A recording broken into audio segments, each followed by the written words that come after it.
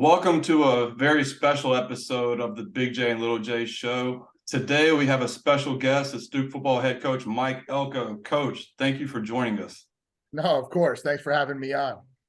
Now that the season has winded down and now you're in the off season, what's the day-to-day routine like for you guys? Yeah, I think it mixes between recruiting, spending a lot of time recruiting the 2024 class and evaluating and making sure that thing's going full speed. And then, we'll spend the next few weeks with our guys, getting back around them and making sure that they have a presence and see our presence. And then it's kind of just schematic review, making sure we're going back through the season and looking at the things we did, offense, defense, special teams, and trying to figure out what we can do better and what we want to do moving forward into next year. And so try to just set forth a really strong plan headed into spring ball in March. Yeah, go ahead, Connor. Mike, I know one of the things I talked to you a couple times in the last year about was being ahead in the recruiting process and starting from so far behind when you got the job. Is the 24 class the first one that you're actually like up to speed with and started from a position where everybody else did and you weren't behind the calendar? Yeah, I think so. I think as we've started to swing into 24, it feels like from a relationship standpoint, we're in a much stronger position with this group than we were with the 23s. I think last year, this time, we were just getting to know everybody and having a lot of like first time conversations. Whereas with some of these 24s, we've already been in the game 7-8 months from a recruiting standpoint. And so I think, yeah, we kind of started at the beginning of the race with that class and beyond. And so hopefully that pays dividends next December. Coach, to go back on this past season, Duke wins 9 games. I mean, it was a great season for the fans, great season for you, year one. Looking back this past season, though, my favorite part has to be your expression from Gatorade Bath 1 against Temple to Gatorade Bath 2 against UCF, because I could tell, and then former players that played under you could tell when you got the first Gatorade Bath, you could tell you left some points on the field. What game in particular this past season did you think that Duke learned how to win, per se? I think learned how to win against Wake. I think that was probably the game where, we were in a game against a very competitive opponent and obviously Sam Hartman being a very veteran quarterback. And I think for us to come out of that game on top, I think that was a huge game for us heading into the offseason. And just to clean up the Gatorade Bath piece, I just felt like at 1-0 with a win over a non-power 5, it was probably a little early to be dumping Gatorade on top of me. And so not disappointed with the sentiment, just kind of have higher expectations for Duke football maybe. Hey, first career win, I can see where it comes from. But yeah, I can see that. Who got you with the first one? I don't even remember. I just remember I was going towards midfield and it caught me blindsided from behind. And I was like, I can't believe I'm going to shake Stan's hand soaking wet in game 1 because I got dumped with Gatorade. So the UCF one, even though it was a lot colder, you were a little more receptive to that one? Yeah, I felt like that was a little bit more appropriate. We capped off a 9-win season with a bowl championship. That seems a little bit more Gatorade Bath material. Coach, you once said when you're at a Division III school that you learned football. As a former D3 player and coach myself, I take pride in that sentence because I can see what you're coming from. Can you elaborate that for the listeners?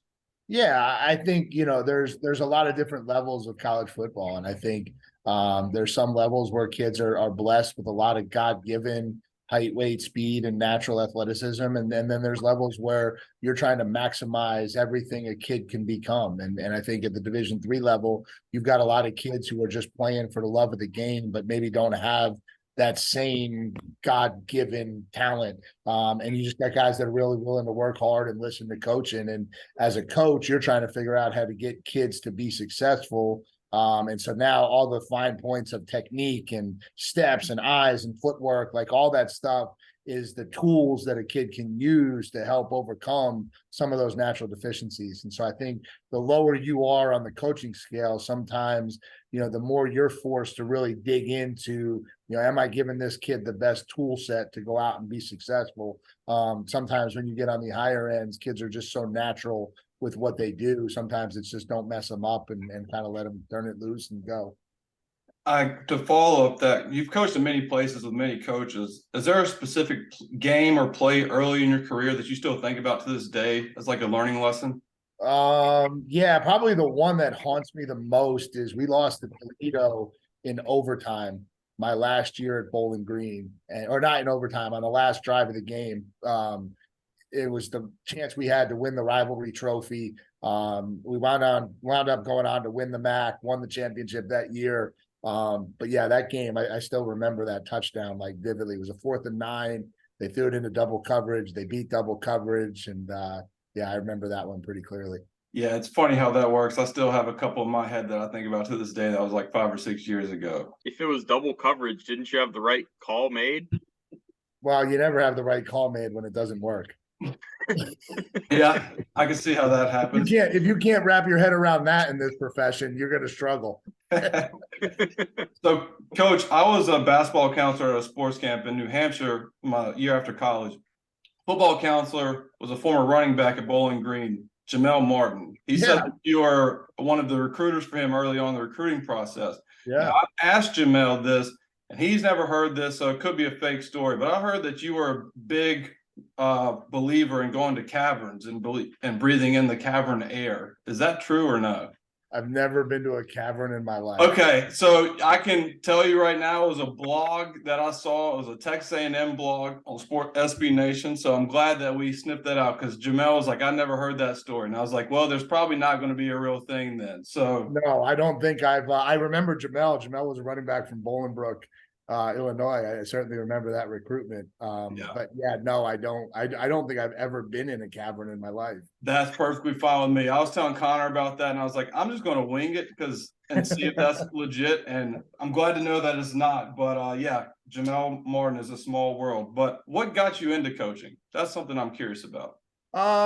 Yeah, probably just my passion for football. Like, kind of had some coaches in my life. My dad coached Pop Warner. My uncle coached as like an assistant in Pop Warner in high school. I had a cousin who was a high school head coach. So there was some of that coaching around. But then, just kind of as I got into college and started looking at different things and different avenues, football was just kind of always my passion. And so when I got out of Penn, it just kind of was like, I got to chase what I'm passionate about and see where it goes. And who knew where it would go at that time when I took the job at Stony Brook, but I guess it worked out. I guess I kind of figured my way through this thing. When you were at Stony Brook, is it true that you were going to be a GA on the wide receivers before they did a staff shuffling to linebackers? And if so, do you ever think about what it'd be like coaching on the offensive side of the ball? Yeah, it is absolutely true. I got hired. The only job they had open was the wide receiver job. And so after I got hired, they actually switched OCs and some things switched around and created a position on defense at linebacker. And so they slid me over there to do that. I've always it's been interesting, my journey, because I've worked with a lot of head coaches who are offensive guys. Obviously, Dave Clawson, Brian Kelly, Jimbo Fisher, all of those guys were offensive coordinators and offensive minded. And so I think I have a different perspective on defense because I have spent so much time with guys who are offensive minded and how they look at the game of football. Yeah, I mean, that fascinates me because I think of Tony Romo calling the games on CBS, and early on when he started broadcasting, they said though he was an offensive guy, he could be a defensive coordinator because he knows tendencies. And so I feel like you could do the same thing. Yeah, I think that's a big piece of it. I think that the ones who do it at a really good level, they have a good understanding of how both sides of the ball work. I think if you just live in a small pyramid, in your circle, you're kind of blinded to some things. Mike, we talked about this a couple times in the season too, but this going from being a defensive coordinator for so long and being on that side of the ball only, was this year the first year that you kind of actually got back to those? I don't know if they're roots, if you got reshuffled before you even got into the job, but is that kind of this year been a journey back to the offensive side in a way? Yeah, I mean, I've never sat in an offensive staff meeting. I've never been part of offensive game planning. And so, that was one of the things, honestly, that I was most enjoyed in, and probably in the beginning spent more time with the offensive staff just because I wanted to make sure I knew what we were doing. I wanted to make sure I knew how it was all built. And there was such a learning curve to just kind of go through that process with Kevin and the offensive staff. And so, yeah, I think that part of it's all been new. And then just trying to find ways where I can provide value to help those guys. And I think I've been able to do that. Is there I know there's a language of football, but is the language of football different when you're in an offensive meeting to a defensive meeting, or is it all just the same? I don't know that it's language. I think it's perspective. And I think it's like when you're a defensive coach, you look at offense a certain kind of way because it's what really matters to the defensive kids. But offense has to look at offense with a much greater detail because they're trying to move their own pieces and parts around. And I think vice versa, right? I think offenses look at defense very generically, and defense has to be a little bit more specific. And so I think that the value that I can add in helping our offense is I kind of got a pulse for how the defense is put together. I can figure out what they're doing, how they're calling things. And sometimes that just helps sort through, expectations of what we might get in certain formations and things like that. Coach, speaking of the offense and defense, Duke just hired Coach Santucci. What makes your relationship so special as this is fifth stop in his career and he's a young coach? Yeah, I think one, it's his passion for football. I think we share that. And I think anytime you have a shared passion for something, it's going to bring you close together. Tyler's been a phenomenal young coach, and to watch him grow over the years has been awesome. And now to put him in a position where he can lead our defense, I couldn't be more confident in what he'll do and how he'll do it. And so, it's a unique perspective for me because, a lot of times, there are guys who had come under me or who had worked for me at some point that are now off doing really good things. And obviously you see it and you see it from afar. Tyler's the one that I've actually seen the growth happen in different times of his career underneath me or with me. And so that part of it has been unique. And so it's awesome to get him back here with us. And I think he'll do a great job leading our defense. How important also was it that he'd worked with, I think it's 3 other full-time assistants on staffs previously? Yeah, I think obviously there's a cohesion to what we're trying to do on defense. And I think, having familiarity with the scheme and what we're trying to get accomplished big for me. I didn't really want to have to go out and hire somebody who was either new to or having to learn what we're trying to do on defense, or, having to do it a different kind of way, because I'm not quite ready to give up my defensive background just yet. And so, I think obviously anytime you have all of that, it's great. And I think he'll fit right in. And, he's got very similar to Tree to me. So all the connections and ties that I have to our defensive staff are all the same ones he has. And so I recruited Coach Simpson's son. He coached Coach Simpson's son. So that those ties all exist with everybody on the staff. You say you're not willing to give up the defensive part of your aspect yet, like it's ever going to happen. I mean, Maybe one day. Maybe one day. We'll see. I'm not quite ready to walk away yet. Yeah, I mean, I don't blame you. So basically you're a coaching mentor to Coach Santucci. I was curious, who was your coaching mentor and what's something you've adopted from them? I mean, obviously it's got to be Dave Clawson from a big picture standpoint. I was with Dave the longest. And so that's probably where that comes from. What I've adopted from him is just leadership and the ability to be a CEO of a program. I was with Dave everywhere he's been a head coach. And so I've seen how he kind of changed and evolved over the years from the different levels we were at, the different areas we were at, and then just how he's grown. And so, that journey has certainly shaped me and shaped my vision as a head coach for sure. I have also another question. So when you came in, it was the grind mentality. It was the culture, changing the culture, and people get lost in that word culture. But as a coach, I can truly appreciate seeing the transformation of the team. What was so special about the culture that you guys instilled? How did you do it to where now you're returning 2 captains in Jacob Monk, Dwayne Carter, along with Jamion Franklin, Calhoun, and other veterans this upcoming season, where the portal and graduates, like, that's just so common now. People either try to go to the draft or they want to transfer that extra year, but you maintain basically a good part of your core after year 1. Yeah, I think it was a lot of things. I think one, we wanted to come in and we wanted to provide a vision for these kids to have success immediately. And, when we talked about that at the initial press conference, I don't think a lot of people were really on board or understood where I was coming from. But I don't think it's fair to take over a program with 85 kids on scholarship and talk about plans for 3-4 years down the road. And so I think they appreciated that. I think we tried to develop a we mentality as quick as we possibly could. And, who we were at Duke became who I was very quickly. And it wasn't about, you guys did this and I did that. It was just, we are who we are, and we've got to find a way to have success and get better.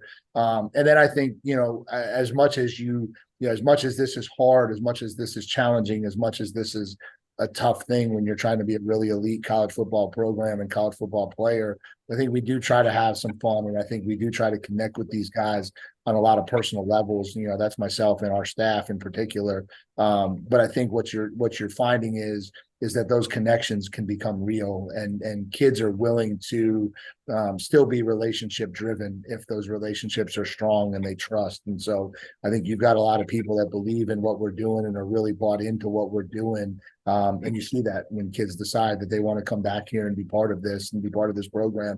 And I think recruits are starting to feel it when they come on campus. I think recruits come on this campus and they feel a certain type of way about what's going on here. And obviously that will help launch this program too.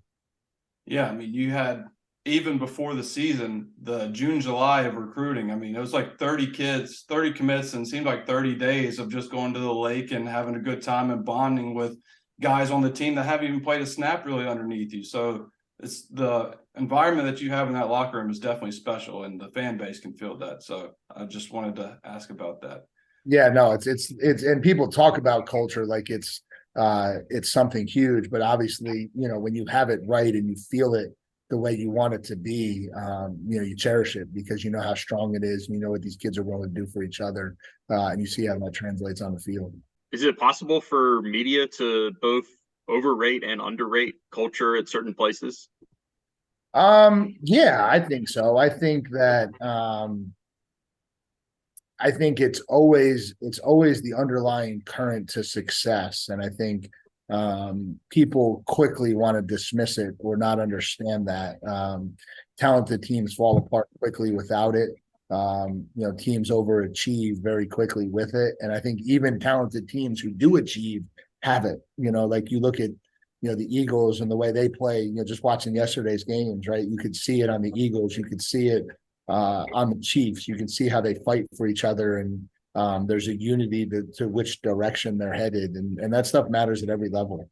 And when that goes away, and it can go away quickly, so it's something you're constantly trying to build and keep intact. But when it goes away, you see it fragment your team really, really quickly. Knowing how important it is, how I guess priority number 1, 2, and 3 for you taking over a program for the first time. Is that fair to say? Yeah. I think, relationships are huge. Staying connected with your locker room is huge. I think if you ever become, the head coach that kids don't relate to, or they're not hearing your messaging, then you could say whatever you want and no one's listening, and it doesn't matter. And so you've got to keep that strong as best you possibly can. And I think as you start getting into year 2, year 5, year 8 at a program, that's when it becomes even more challenging, because you got to find creative ways to keep that connection strong. And I think that's something we talk about around here a lot because it's really important. Coach, when you watched the games yesterday, do you watch it from a fan standpoint or a coach's standpoint? I'm always curious with coaches when they watch games. Yeah, so 90% fan. I honestly just try to sit and watch, but obviously there's kind of a level of understanding of what's going on out there or what's happening, and so some of the back and forth chess matches between offense and defense, you certainly notice and are aware of. But honestly, I like to just sit on my couch and watch football at this time of year, and kind of turn it off and enjoy it. Do you have a team? Yeah. No. When you become a college, like the worst thing about being a college coach is you lose your ability to fan base anyone, because the team you coach is like drives your life. So yeah, you have no fandom, no nothing. You're just kind of locked into who you are and what you're doing. Who was your team that you had to give up when you got into Yeah, coaching? so when I grew up, I was a Cowboys fan. That lasted probably all the way through college, and then that went bye-bye pretty quick. Well, Coach, as a Cowboys fan myself, I watched the 49ers last week. 49ers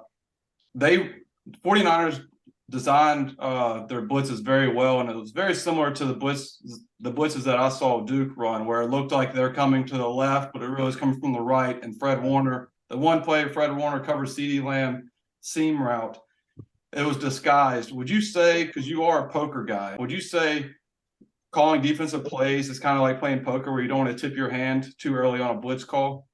Yeah, I think there's some of that. I think the element of disguise on a quarterback, and obviously the better the quarterback, the harder it is to create that disguise element, means everything. I think anytime an offense can figure out what you're doing or get into a rhythm of what you're doing, it becomes very easy. I think you got to be able to change your game up. I think you got to be able to vary what you're doing. And the more you can do that and the more flexible you can be in your system, I think the more success you have. And as we wrap up here, Coach Connor, do you have anything else? No, that's I was gonna ask something, but I'll save it for a like spring practice question or something like that. Coach, I'm gonna give you a 2-minute drill as we wrap up. It's just rapid fire of like 5 or 6 questions. Pretty easy. You can give one. Yeah, let's do it. Let's do it. So 2-minute drill. What's your favorite movie of all Few time? Good Men. Few Good Men. Great movie. Favorite quote? Favorite coaching quote? Motivational quote. Do you have one? Favorite quote. Yeah, character is not made in a crisis. It's displayed there. I like that. Favorite sports team growing up? You said Cowboys. No. Favorite football team growing up. Favorite Oh. sports team, Yankees. Yankees. Sorry. Didn't mean Get to that. cut you off We there. got to get that on the record. Yankees all the way. Still a Yankees fan to this day? That I am. Still a Yankees fan to this day. Let's see. Who was your favorite player growing up? So actually not a Yankee. My favorite player was Ozzie Smith when I was a kid. Started playing shortstop, and then obviously as Jeter started to become part of a mainstay of Yankee lore, it became Derek Jeter. And do you listen to anything before a game? If so, music, podcast, what is it? Yeah, so it's music, and it's probably a little bit off of kilter for me. So there's a little bit of Meek Mill, there's a little bit of Mano, there's a little bit of Jay-Z. It's a game day mix that kind of gets me going. And if you weren't a coach, what do you think you'd be doing? That is a really good question. I think the reason why I am a coach is because I couldn't figure out what I would be doing without football. So how about a lawyer, something along those lines? Okay, I'll take that. Meek Mill. That explains the tweet from over the summer when you said, "Hold up, wait a minute." You thought I was finished when you. Yeah, that was definitely a Meek Mill tweet. I knew that. I knew what I was doing on that one. I didn't know if you got hacked and somebody took over your Twitter or what. I actually, so for the record, this is something that probably needs to be out there. I run my Twitter. I do not have anyone else who runs my Twitter. Instagram's a whole nother story. I still can't figure out Instagram, but Twitter and me get along really well. I run my Twitter. I handle that on a day-to-day basis. Coach, I appreciate your time. I really do appreciate you joining us. For people, Duke fans out there, come to the spring game, April 22nd. Free admission. This team deserves it. Coach, I really appreciate your time with us. Yeah, and season tickets on sale. Go get your season tickets to Duke football next year. We got to fill Brooks Field at Wallace Wade Stadium next fall.